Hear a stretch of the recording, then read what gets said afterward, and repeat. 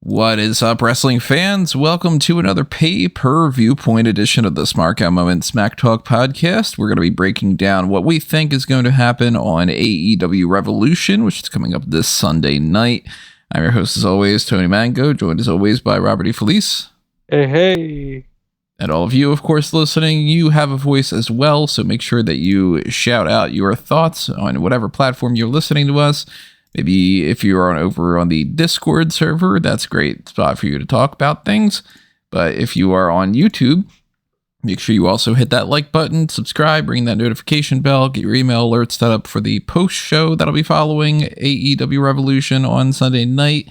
Make sure that you click on that join button as well. It gives you some access to the Patreon type of tiers without being on Patreon. YouTube and Patreon are the exact same thing when it comes to that. The only difference is we go live for something and we want to do that for the YouTube channel members. Well, you don't have access to that on Patreon. So between the two, I think that YouTube's slightly better. Plus, you actually have comments and stuff on there. Patreon isn't quite the same. So that's also going to go great. We long process in helping us out because we are not sure what we're going to do going forward when Skype is not a thing. I don't know how we are going to record the podcast at all, let alone if we have to pay for something for it, then that is even more of a chance that we don't have that going forward. But let's put it this way. There's a good chance that, I don't want to say there's a good chance, but there is a chance that we will be getting our Hollywood ending soon. I don't get the reference. There's literally a Hollywood ending match on this show. Oh, that's what they're dubbing the False Count Anywhere thing? They called it a Hollywood ending match before they clarified it's a False Count Anywhere, but yes.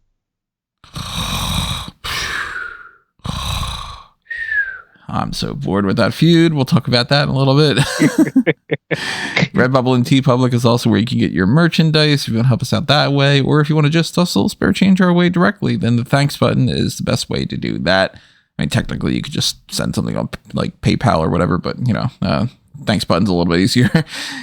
Keep in mind as well, too, that we've got the Smark Madness tournament going on right now. Who is John Cena's best rival of all time?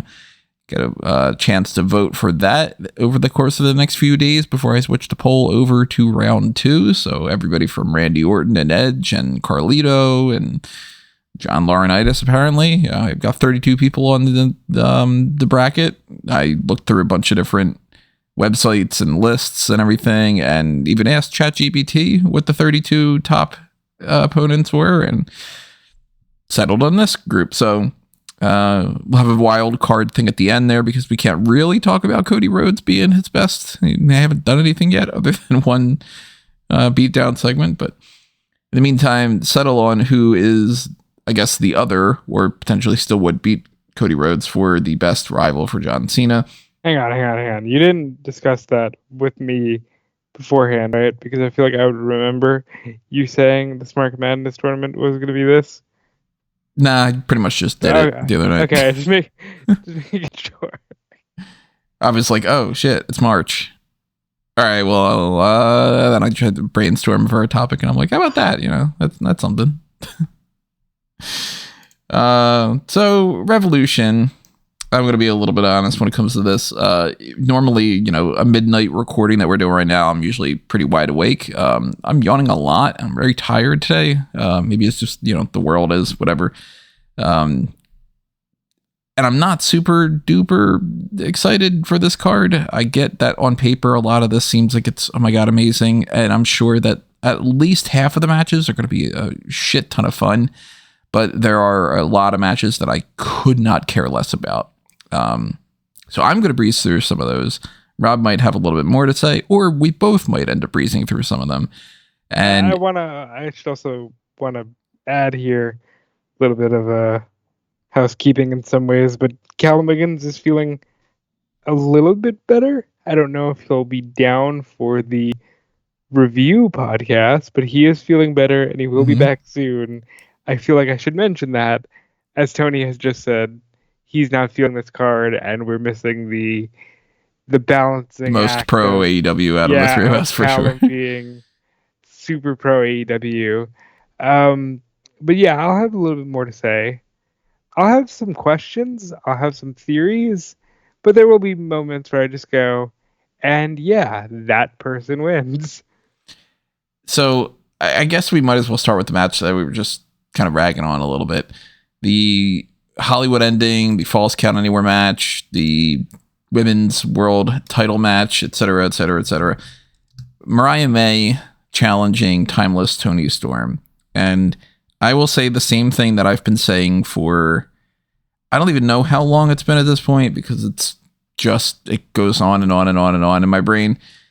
Toni Storm's character is a very interesting character that is defining her career in a lot of ways, but I'm just not that interested in it in the grand scheme of things for like watching it on a weekly basis or anything. I find myself very quickly tuning out her promos, and that's not to say that she's a bad performer.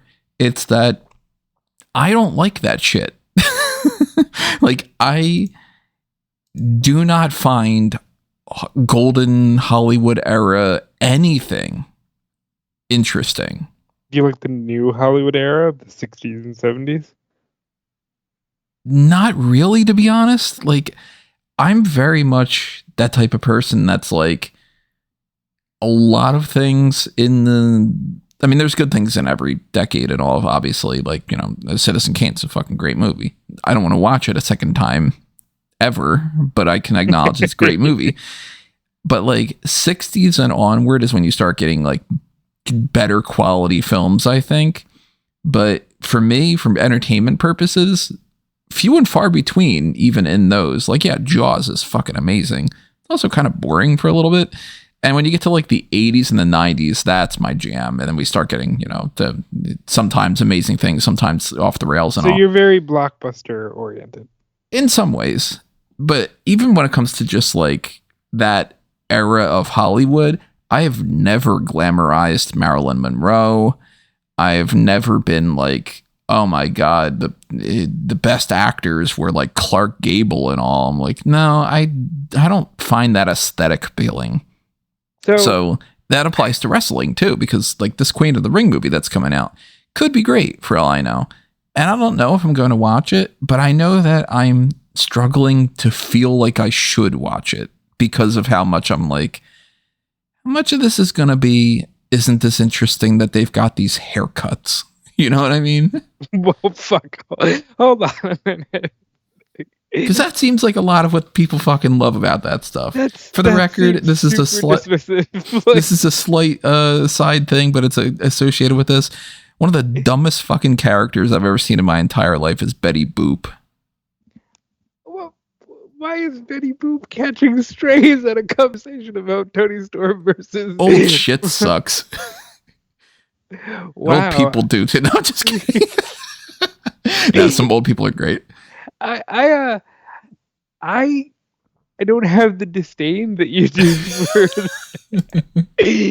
60s and 70s. Now, for the golden age of Hollywood, I've been watching a lot of like random film noir movies from that era, just because. Let me tell you something, Buster. Yeah, because I get a kick out of that.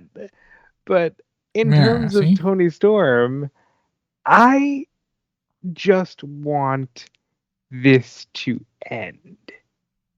And I came on this podcast with you and I said, Hollywood Backlot Brawl. They're not doing that, but they're doing the next best thing, which will be a Hollywood themed Falls Count Anywhere street fight, which I'm good with. Basically the same thing. But then I need it to end. Although I don't think OJ's SUV is going to be part of it. You don't know what Luther drives. Yeah, wild fucking twist if they just go back in time to that. Yeah, but I'm looking forward to it in the sense that this feels like to I guess use movie terms, the final act of a story that's been going on for, in my opinion, far too long. But like, you'd be surprised to learn they've only wrestled twice. feels like they've wrestled 500 times, but they've only wrestled twice. So I assume the third one will be the best of the bunch. I think they'll kill it. I think Toni Storm wins by stabbing her with the shoe. And I don't think it's the only person that'll get stabbed on this show. How about that? Well, I mean, go ahead and spoil your thoughts for the Outrunners there. No. That's going to be a massacre, but I don't think it's in that way. Toni Storm retains. Mariah May and this whole feud, I'm hoping it moves on and they do something else. But then again, when I look at the rest of the roster, I go, I don't even know what they move on to that I would be interested in, because it's not anybody really that stands out to me. Mercedes needs to have the world title. I know how you feel about Mercedes. Before you... He needs to learn some new catchphrases is what she needs to do. You solidified that for me tonight in our private discussion. But I know how you feel about Mercedes. But she needs to be the world champion. This woman is the highest paid woman on the roster and has been treated like the world champion since she walked through the door. And they were even teasing Toni Storm versus Mercedes before Mercedes got there, and then they just didn't do it. You would think for a company that, if there was a company going on right now that had a title for title women's match, that it would be this instead of Julia and Stephanie Vaquer. Which, by the way, should be a banger match. Yeah. Way more looking forward to that than them. But I think you find a way to move on to Mercedes, and then you start building this division back up. I will, and look, I understand I've ruined this woman for Callum. I will tout Deonna Purrazzo's ability to be a world champion all day long. I think people have hiccups. I think Mercedes has had a few hiccups when she first came back. If we can get Britt Baker back into a groove, I think that'd be great. If we can get Thunder Rosa back into a groove, I think that'd be great. I just need this particular feud to end. I want to see Mariah May do something else.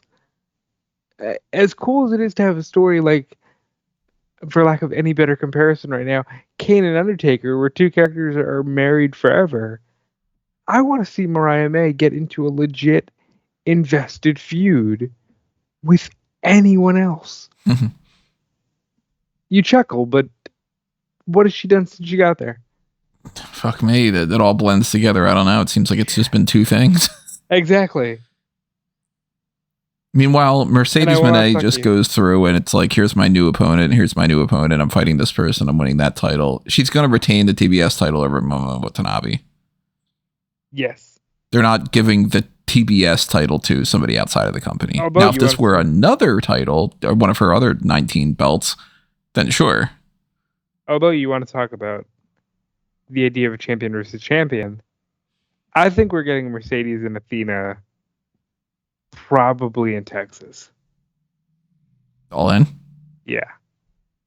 I mean, it seems like we're getting a different title versus title match then. Yeah. And I'll go ahead and switch us over to that right now, too. The AEW International Championship match is Konosuke Takeshita against Kenny Omega. Now, all the way up until a report had came out recently that said that they might be, which might, reports already with a grain of salt. Secondary is they might do this, and then if they do it, then it doesn't even mean that it's necessarily on that show. Up until that point, I was like, all right, Takeshita retains over Omega because he needs to be able to be free in order to have that match with Kazuchika Okada for the Continental title at All In Texas. Well, now it's looking more like I might as well merge these together. Okada's not dropping the Continental title to Brody King. But I think Takeshita's dropping the International title to Kenny Omega. And then there's a little bit of a title reign in the meantime. And we come back around and it's Okada, Omega, both titles on the line at All In Texas. Just real quick, this is going to be the quickest review podcast we've ever done. I mean, preview podcast. But, yeah, I think... Yep, that kind of thing. I think Okada wins. I I'm not sold that Takeshita's losing. I think it's the best option. And I want to see Omega have banger matches for the International Championship. But they could always just insist that Takeshita wins. And by the way, I'll say this, since, yeah, I agree with you. But now, here's a question I have for a show in Los Angeles during a time where we're talking about Okada and Omega. Where the fuck are Matt and Nick Jackson? Where are they? Are they even doing anything in New Japan? They lost those belts. Huh. Where are they? I had to ask that question because the last Omega Okada story beat featured the Young Bucks and their continued betrayal of Kenny. Now then, I do think that, we are going to get International Champion versus Continental Champion. Will we get an Intercontinental Championship? I've never seen a more logical path towards an Intercontinental Championship, but I guess that remains to be seen. I'm still not a fan of the fact that they're making you wait 7 months from their stare down at World's End to them having the match, but it does seem like all signs are pointing to Texas for those two. Either way, King versus Okada should be fun. Omega versus Takeshita should probably steal the show, except for the fact of a match that Will Ospreay's in. But on any given night, Omega Takeshita steals the show.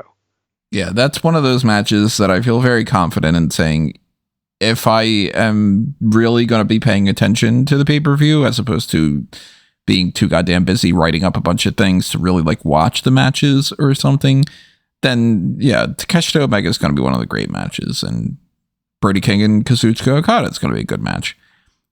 I'm still not a match equals the most important thing all the time type of person. Of course, you can't have stories that lead nowhere, and you can't have The Rock's point of view of the great thing about my character is in pro wrestling I don't have to wrestle. Fuck that. The great thing about my character is 1 minute I can do this, and the next minute I can do the exact opposite and shut up. Yeah. But I do think that those two matches are going to be among the absolute best for sure. And I'm expecting Okada to retain, Takeshita to lose his belts, and kind of just, everybody kind of point and go, well, we really, really care that we sell out a lot of stuff in Texas. And it's going to be a year's worth of, guys, please, that's the one that matters more than anything else. I hate it, though. Yeah, I hate that, too. It's even worse than when WWE tends to do that with, like, WrestleMania, because Mania usually doesn't get advertised until we get to around, like, December. Well, let's be clear. They're getting worse with that, and I hate that, too. I mean, I hate when they do the just wait a year and we'll come back around to it in 9 months thing. Yeah, hate that. Especially when they don't even have an idea about what they're going to do until 11 months. And then we got 7 weeks. What do we do? Speaking of things I hate, though, Big Boom AJ and Big Justice are teaming up with the Conglomeration's Orange Cassidy and Mark Briscoe on the 0 hour for a trios match against MXM. I can never say that fucking thing right. MXM Collection, Mansoor and Mason Madden, and Johnny TV. Now, I like Mansoor. I like Mason Madden. I like Johnny TV. I like Mark Briscoe. Love me some Orange Cassidy. Come on. I hate the world that we're living in for a lot of different ways, and I hate that something as stupid as this double chunk chocolate chip cookie thing is fucking so popular, and it speaks to why we are in this world. I mean, what is it with everyone in this company disrespecting the double chunk chocolate cookie? This gets a double chunk of who gives a fuck from me. I'm not gonna give it 5 big booms, but it gets a big boom and a half from me. Boom, boom. like it's a boom and a half. Like I took a bigger boom in my toilet earlier than I give for this. okay, you're just doing my bit from Full Gear when I said that I was gonna do a bigger boom in my toilet than I did that joke already. Say it's a quality joke. It is a quality joke. But I'll say this: I made a lot of poop jokes leading into Full Gear, and then people fucking loved it. And I am one of those people who just goes, "All right, I can look at evidence and go, this ain't for me, but I get it." And that's kind of where I'm at with Big Boom AJ, because this ain't for me, but I get it. And this is the way that I am. I'm getting in this world. I'm becoming increasingly more open to the idea of thinking, if something is not my opinion, it's just fundamentally wrong and fuck everybody. Instead of what I used to always have, which was, well, no, I mean, different opinions for different folks and, whatever. And that's a really bad point of view to have, that I'm just right and everybody's wrong. And then I'm going, no, fuck everybody. For certain things, obviously. Some things are, if you like, say, I don't even know, I can't even think of anything that I would be like. I'm curious as to where you're going with this. I gotta think of something that I would be like, oh, that's relatively okay. I can understand that.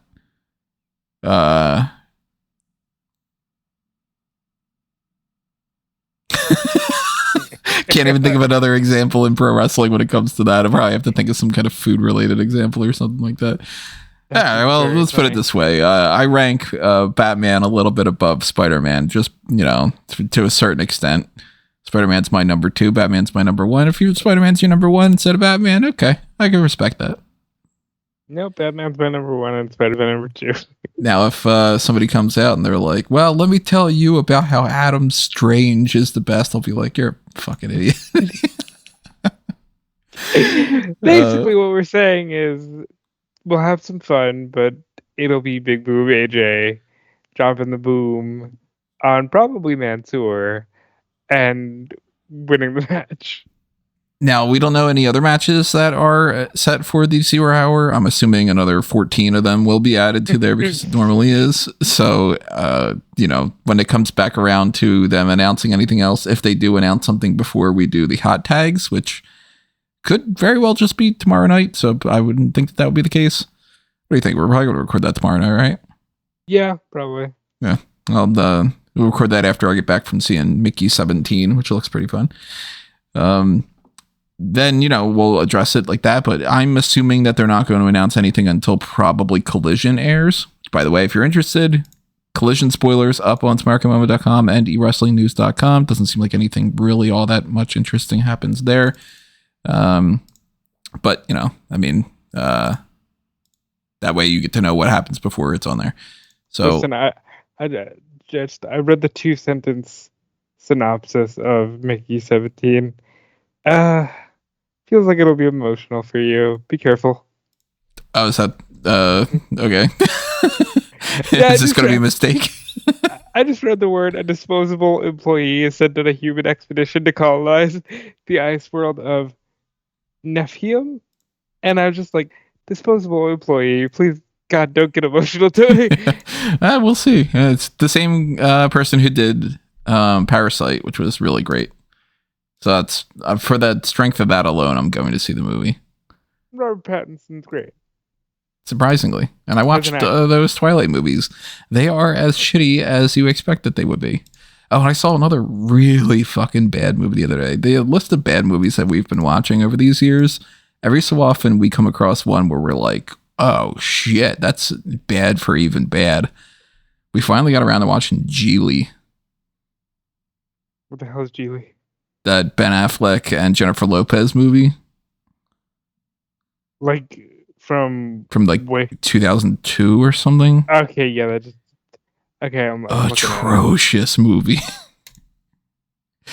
to put it into context, Lopez at one point opens her legs up and says, "Gobble gobble, it's turkey time."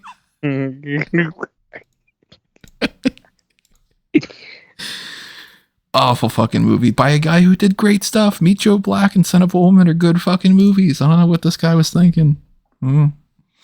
So there's an opinion that's like that. If you're like, oh, my favorite Martin Brest movie is Son of a Woman, I'm like, hell yeah. Oh, Meet Joe Black? Hell yeah. If you say it's Geely, you're fucking wrong. It's not Geely, it's Jiggly. No, that's a whole running gag, and the whole thing is that it's pronounced Geely. Sure it is. Because somebody calls him Mr. Jiggly, and then he's like, oh, it's Geely. It rhymes with really. He says it like 2 or 3 times. They love their callbacks in that, and none of the callbacks are actually funny. I recommend everybody to go check out Geely. It's a really shitty film that you will laugh at for how bad it is. And it completely ruined at least one person's career. As you can see, we didn't have much to say about Big Boom AJ. Yeah, that's a different Hollywood ending on that, right? The Big Boom thing, you know, some people are out there that are going to like it, and those people sniff paint or something. I don't know. Oh my god. I don't fucking care anymore. Yeah, that's clear. Move on. What I do care about, though, is the steel cage match between Will Ospreay and Kyle Fletcher. This is going to be a banger. These two work extremely well together. They're both damn good in the ring. The steel cage match thing, to be perfectly honest, that doesn't really do too much for me. Steel cage matches in general sound better than what they actually are most of the time in my mind, because it's normally just a cage is kind of blocking some of the view, and they don't utilize it all that much. And if it's supposed to keep people out, it of course never does. So then that defeats the purpose and all. But when people actually use the cage and they do like moves off of it, or they hit people with the cage in a weird way, or, you know, they, you know, make it their own, then that's great. And even if this was just a regular match between these two, I'm sure it would be great. So the steel cage element, I'm hoping, doesn't take away from it, but just adds to it. Yeah, I love cage matches by this company. I like cage matches in general, and I think because of the different advent of like Hell in a Cell and War Games, the general cage has been so overshadowed. But this should be a really good match, and it's crazy. There's like 3 matches that could steal the show on this card, but given that it's Ospreay and it's a gimmick, I'm going to say Ospreay and Fletcher steal the show. And Ospreay should win.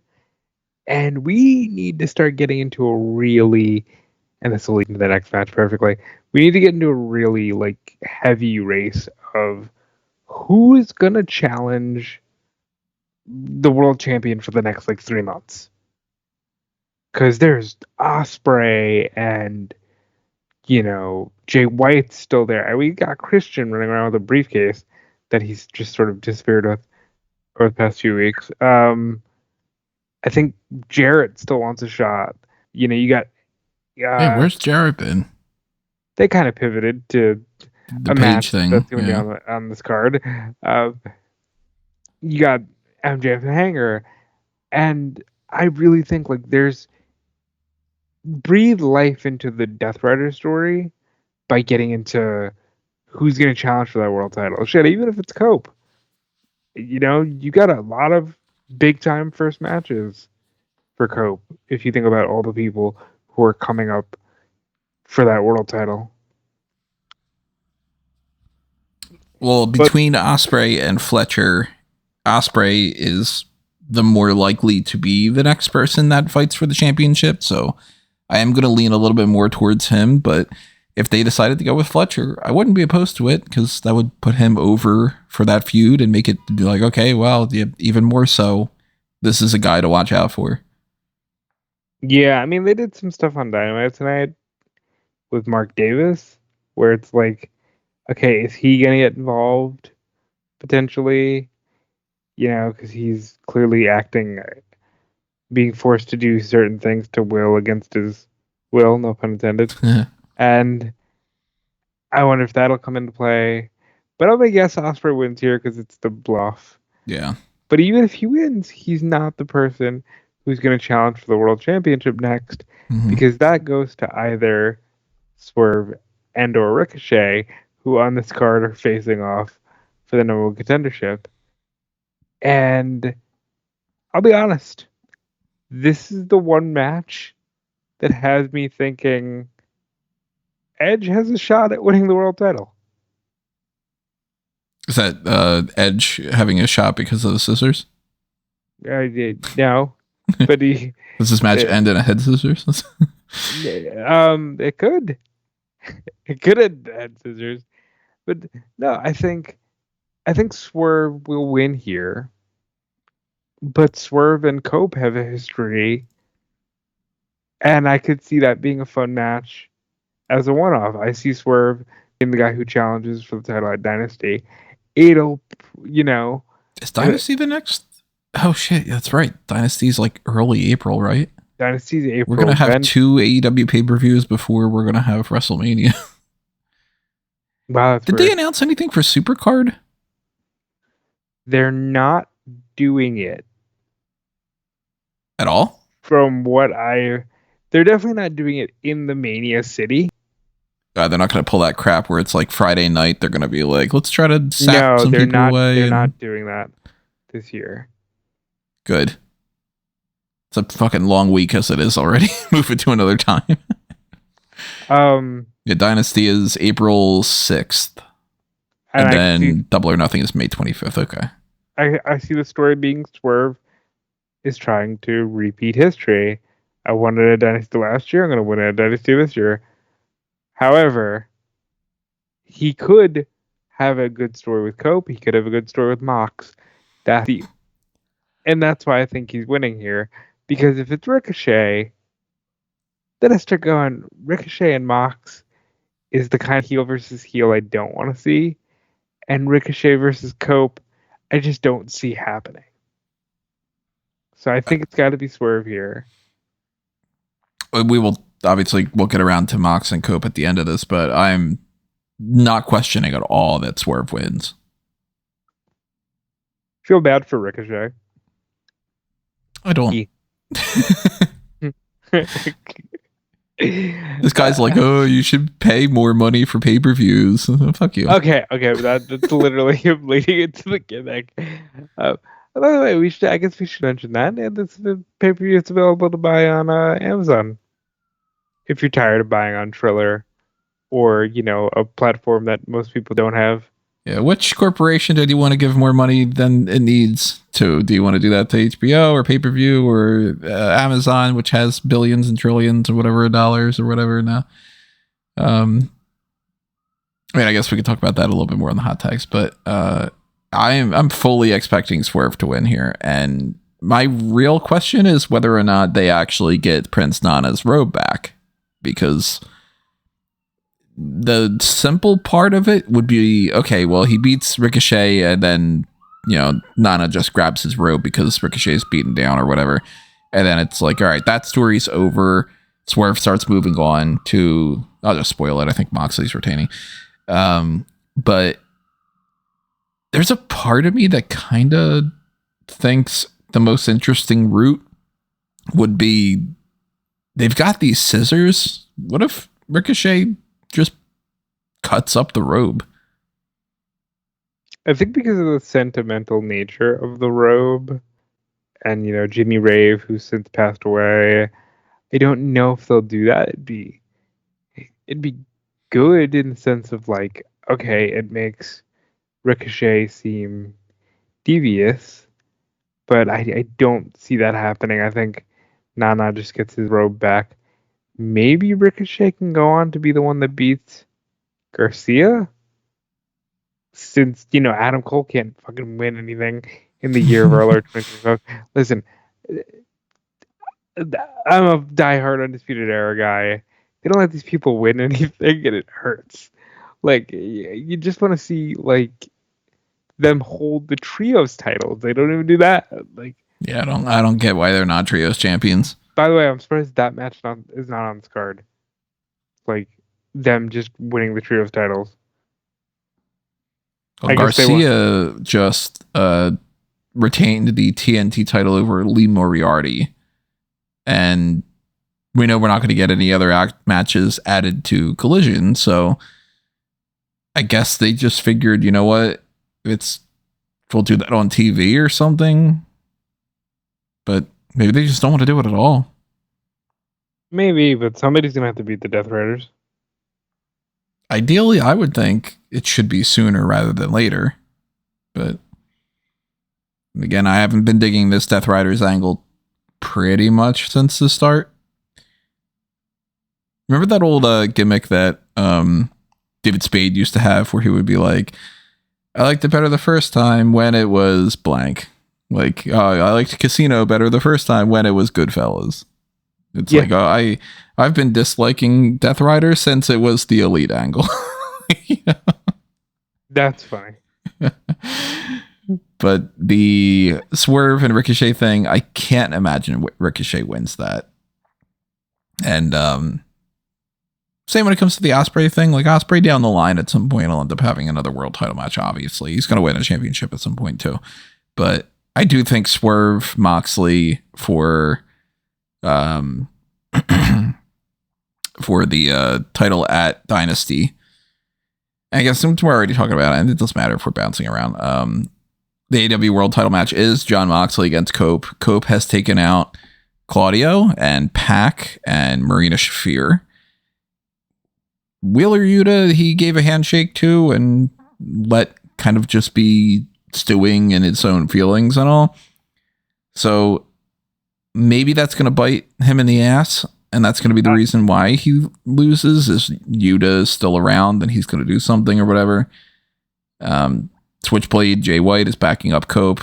They could always tell something where he turns, but it wouldn't make any sense to me. That's interesting. I could see it being a way to get Cope away from Mox and just into a feud with Switchblade.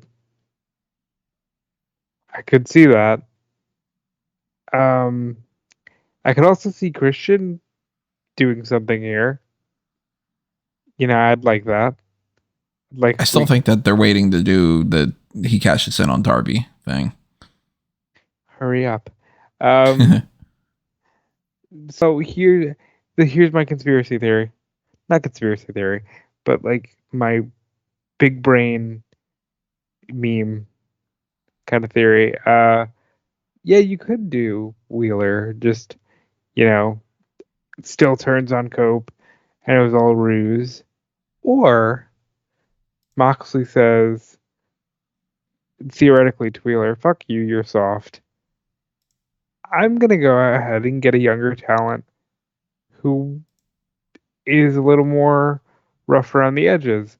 Specifically, Jack fucking Perry, who's disappeared. And it's LA. And he should also be on this show. So it's LA and not us on the show. We don't have any LA night? No.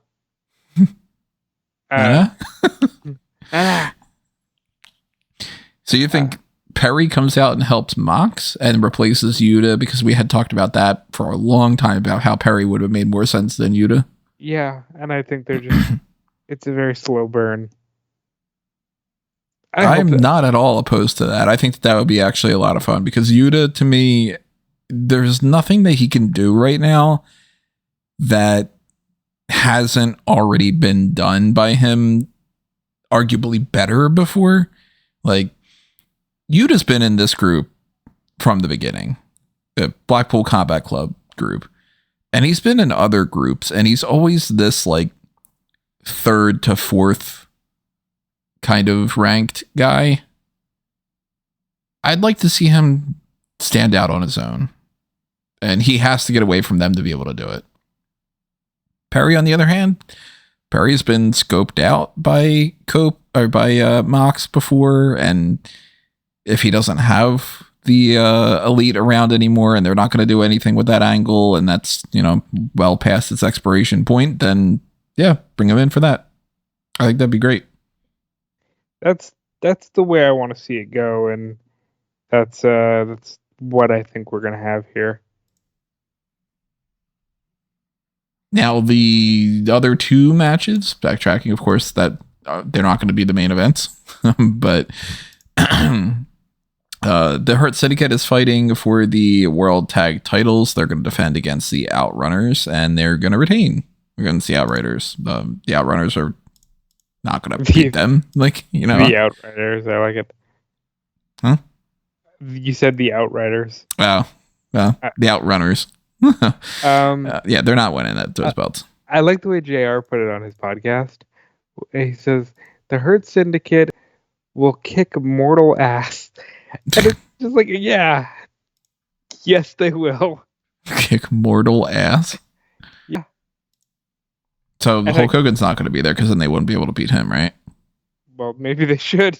Yeah, I'd be okay with that. Yeah, I mean, the Outrunners are kind of fun, but they're not the challengers that can beat these guys. Like, they're just people to, you know, get fed to them. And there is the story that went around right after the Young Bucks lost to Private Party, which was they were supposed to lose to the Outrunners in like a surprise, what I'll call a 1, 2, 3 kid moment. That, like, the Young Bucks were going to? Why didn't they do that? Because they decided to actually throw him to Private Party. Didn't do a whole lot for them in the grand scheme. They have a title reign now, but that title reign was pretty much blah. Yeah, but I'm glad they did that and have a silly, we give it to the Outrunners. Yeah, and I don't anticipate the Hurt Syndicate dropping these belts this fast and dropping them in a jokey way. I don't know who the hell is going to beat them, and frankly, I don't want them to lose to anybody anytime soon because I think that the Hurt Syndicate, just as they are, like, they don't need to fuck around with that.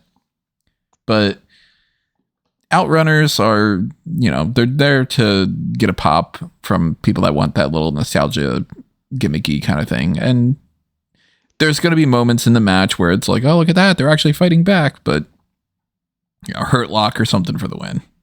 What was the thing that one of them said? Or they went to like a basketball game and tried to give a motivational speech, and they said something like, "Nothing succeeds like success," and yeah, I think they're fun, but no, Hurts get wins here.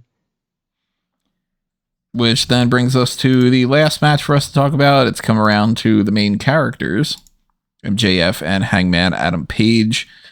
They are having a feud that is as intense as you would imagine for a top feud, yet kind of came out of nowhere when it comes to them having stories with a bunch of other people. And I don't know when this was the plan to do this at Revolution and when they just kind of came around to doing that at the last minute and it's working. I'm loving a lot of it. Some of it I think is a little bit on the could be better side. It's not for anything, but it's not WrestleMania, so it doesn't necessarily need to be in that kind of regard. MJF winning here could make perfect sense. Page winning here could make perfect sense. Either of them going forward after this, I don't know where they would go, so that makes it a little bit harder to predict. But I'm kind of thinking that if they want to come back around to this Jeff Jarrett thing, then maybe he screws over MJF. And if they're completely done with that, then maybe Page has to lose and flip out some more or something. But this is the hardest one of the entire card for me to pick.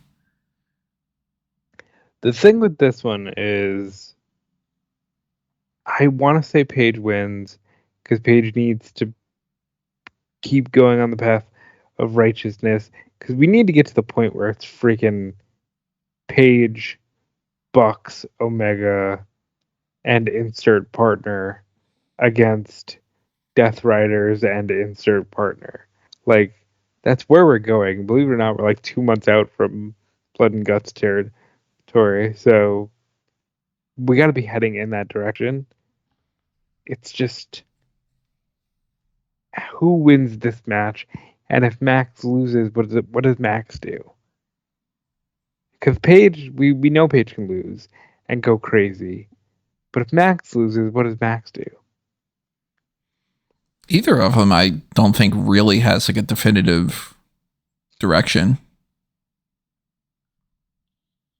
No, they don't. I think that's why they pivoted to this so hard, is because it's an easy one to go to and immediately get people excited, as opposed to the Jeff Jarrett MJF feud based on, well, yeah, oh yeah, your wife's a whore. Oh yeah, well, your girlfriend's a whore. Like, I think Terry that Funk steps in. Your mother. I think that segment probably is when they decided to pivot. But either way, I'm gonna go Hangman because I think he's overdue to get in that title mix. Max kind of is too, but I'm just so good on seeing Max anywhere near the belt right now. Maybe let him feud with Omega over the international title. That'd be different.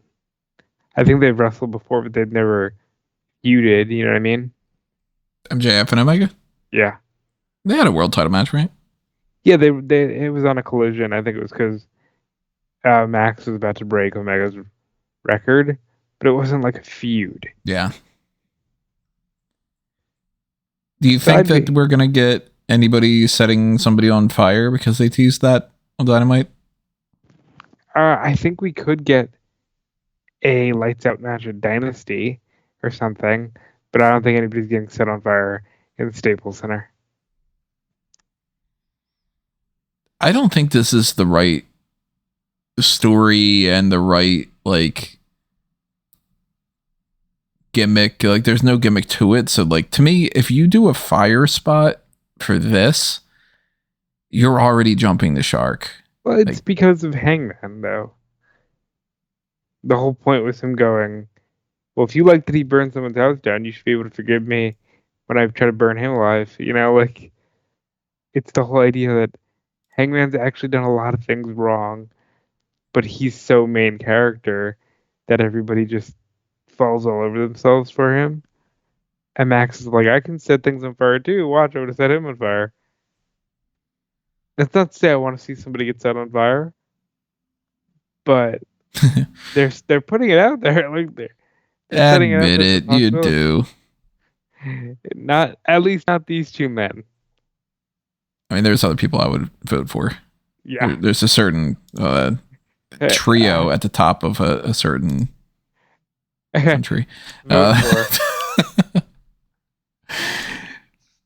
But I do think that this is going to be one of the more interesting matches, and it's kind of a win-win scenario. I'm fine with either of them winning. If Paige wins, cool. Depends on where they go. If MJF wins, totally down for that. Depends on where they go. So in these kind of scenarios, hey, if it's not a lose-lose, if it's a win-win, then I'm on board. Yeah, I agree with everything you just said. I think this show could go a long way into straightening everything out. You know what I mean? Restoring the feeling? No, not necessarily. But a lot of puzzle pieces could fall in place to make the next couple months more fun. And that's what I'm looking forward to. I'm all for fun. I want this to be obviously an amazing pay-per-view. I never want something to be boring because why would I have to watch it? And I don't think it's going to be boring. Even the matches that I'm not super into, they're typically not boring. It's usually just exhausting to watch a lot of the times. And, if we come around to that and it's being a case where that's, takes forever to get to some of those matches and all, then we'll see. But that'll be something for the post show to address, not the predictions thing. And we'll have our normal setup for the post show and the live coverage and all. I'll be doing live coverage on the wrestling news. I'll be doing it on the Smark Out Moment page, of course. I'll be doing it on the Ring Report because I got to triple up on everything like that. And then post show immediately following that. In the meantime, we do have an episode of the Hot Tags that we will take care of. So we'll talk about the pay-per-view thing. We'll talk about actually quite a bit of other things. This is one of those weeks where they've been, they didn't plan some of these stories. Like Cora Jade didn't plan to suffer a head injury, but Jeff Jarrett's on the advisory board to relaunch Acclaim video games, and Ripley won that, lost that title, and yeah, Chad Gable's got luchador powers now. So yeah, there's a lot to talk about actually, and I can't wait to get to it with you when we get there. Probably tomorrow, but you'll hear it on Friday. Moreover, though, I'm hoping that this is a great show. I'm hoping it's fast-paced. I hope the crowd is good. We didn't talk about it, but Dynamite had a really good crowd, had a really fun venue, and a nice intimate setting. I'm liking that vibe from AEW. And Revolution. We blew past a lot of the matches here. We're at an hour almost for the podcast, so. Yeah, but still, these are normally like 2. But Revolution is typically one of the better shows of the year from this company. I think it's been my favorite show of the year more often than not. So I'm looking forward to seeing what they do. See, I have a hard time with that. To me, every AEW pay-per-view feels the same. So there doesn't feel like there's any distinction between Full Gear and Double or Nothing or anything at all. Well, the way I've been thinking about it is I think Double or Nothing and All Out, and I guess now All In, are supposed to be the more notable shows. But I typically have more fun with Full Gear and Revolution. Those end up being just really good shows to me for some reason. I know it's harder to tell now because they've got like 9 pay-per-views. And they're all like, there's nothing different to them. Like how Royal Rumble is like, okay, well, Royal Rumble, you're getting the Royal Rumble match. An Elimination Chamber, you're getting that. Money in the Bank, you're getting that. Survivor Series, etc. Revolution, like they stopped doing the Face of the Revolution ladder match. They don't do Casino Battle Royales anymore unless it's like the Casino Gauntlet on Dynamite. You think they do a Face of the Revolution Casino Gauntlet just because they're obsessed with the Casino Gauntlet? No, I think that they're just never going to do the Face of the Revolution thing again. I thought that was good. I liked the Face of the Revolution ladder match. I like the casino gimmicks better when they're not the gauntlets. I know that that's actually a controversial opinion at this point right now because everybody loves the gauntlets, but I kind of like the grab the big chip thing, and I kind of like the battle royal. I mean, I always love me some battle royals, so I wish that they would have done something like that. Throw a casino battle royale on the Zero. Oh wait, no, this isn't Double or Nothing. Never mind. But throw one of those matches on because you've got a Speedball coming in. Potentially, Josh Alexander could come in. You've got some people you could have some fun with. At least right now, no Face of the Revolution, any kind of scenario announced for this. Maybe they announce something like that for the pre-show in the meantime, but tomorrow if we do the hot tags, that'll be before that happens. So in some way, we'll talk about it, even if it is just on the post-show. So stay tuned for all that stuff. Make sure that you are following us on all the different platforms and all the different social media accounts and all that jazz. If you go to amangotree.com, you'll see a list of pretty much all of mine. And, if you want to follow me specifically at Toni Mango on a lot of them, that's where you'll find me. Make sure you're following Rob too. Yeah, I don't know what the jazz is all about, but I do know that you can follow me everywhere at Dude Felice. You can check out my work on Fightful, and I hope to be making I want to make a letterboxd in the next few days or weeks and start just using it as an excuse to write about the random movies I watch. So Into the Unknown is great. Not Into the Unknown. That's a Frozen song. A Complete Unknown. Big fan. Yeah, it's Bob Dylan's going to be starting singing the stuff from Frozen. That would actually... There's a market for that. Well, market for AEW Revolution will be tuning in on Sunday. We will be tuning in. We will be reviewing it, doing live coverage and all that stuff.